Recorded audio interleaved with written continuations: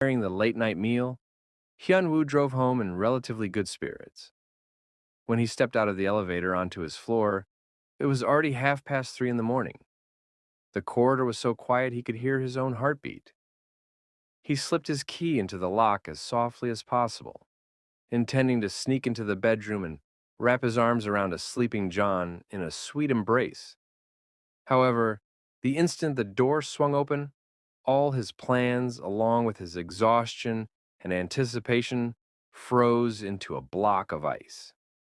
A pair of black, slender, high-heeled leather shoes sat abruptly beside the shoe cabinet he shared with John.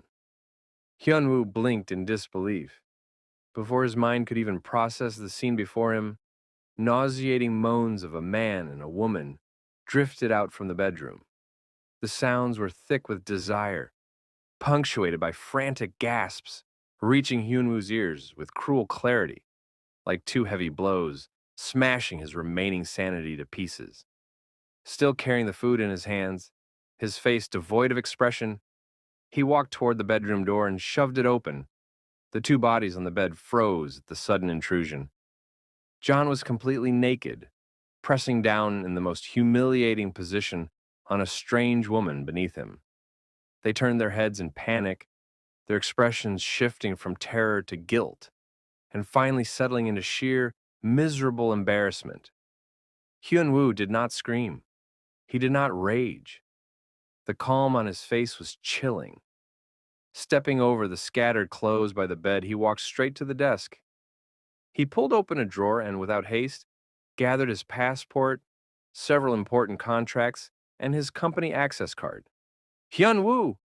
Wait, this isn't what you think. Listen to me! As if burned, John shoved the woman off him in panic. He snatched the bedsheet to cover himself and jumped out of bed, rushing toward Hyunwoo.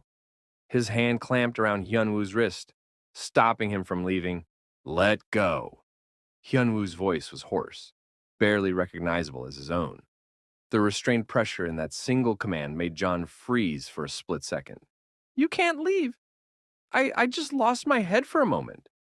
Darling, how long has it been since you came home? We haven't even seen each other for almost a week.